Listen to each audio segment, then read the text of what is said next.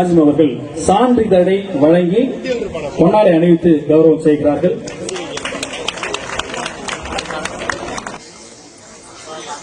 நாங்க இந்த திருக்குளம் எவ்வளவு அழகா இருந்துச்சுன்றது உங்களுக்கு தெரியும். எங்களுடைய சின்ன வயசுல இவ்வளவு அசிங்கமாக்கின ஒரு பெருமை எங்களுடைய முன்னாள் நலவழித்துறை அமைச்சருக்கு சொந்தமா இருக்கு.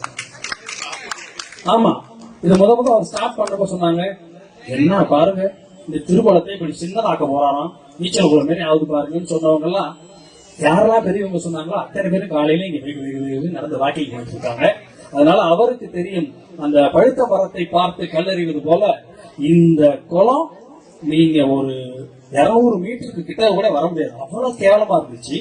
நாங்கெல்லாம் இங்கேயே சின்ன பிள்ளையில உளுந்து பிறண்டி எங்க பெரியப்பா கோவிந்தராஜ் வீட்டுக்காக இந்த ஒரு பெரிய அந்த படத்துல எல்லாம் அந்த கேம்ஸ்ல எல்லாம் ஒரு அகழியில விழுந்து தண்ணியில இருந்துச்சு. அங்க ஒரு பயங்கரமான இடத்துல போய் அப்புறம் அது உள்ள போற அளவு பயங்கரமா இருந்த ஒரு இடத்தை தன்னுடைய முயற்சியால் இப்படிப்பட்ட கோடிக்கணக்கான ரூபாயை மத்திய அரசிடமிருந்து பெற்று ஒரு அழகான ஒரு குளத்தை வாங்கி தந்ததுக்காக சொல்லிட்டு சரஸ்வதி நகருக்கு அவர் செய்த நலத்திட்டங்களை பாராட்டி இந்த நேரத்தில் அவருக்கு ஒரு மாலை அணிவித்து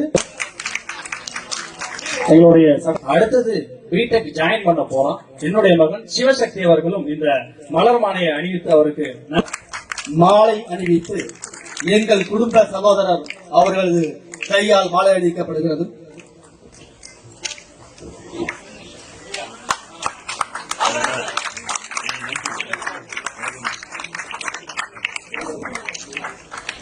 இந்த நிகழ்ச்சியை பார்க்கிற போது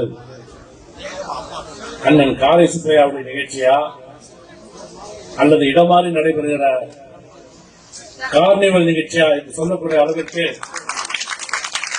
மிக திரளான பொதுமக்கள் இங்கே கூடியிருக்கின்றீர்கள்.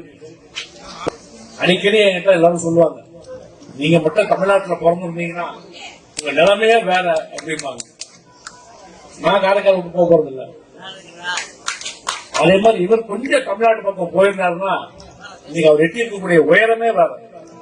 எனவே அவர் மட்டுமல்ல, அவருடைய பிள்ளைகளும் சரி, நல்லதோ கெட்டதோ காரைக்கால் மட்டும் போதும் என்று நினைத்திருக்கக்கூடிய அவர்களை எல்லோரும் சேர்ந்து வாட்டக்கூடிய மிகப்பெரிய பொறுப்பு நமக்கு இருக்கிறது.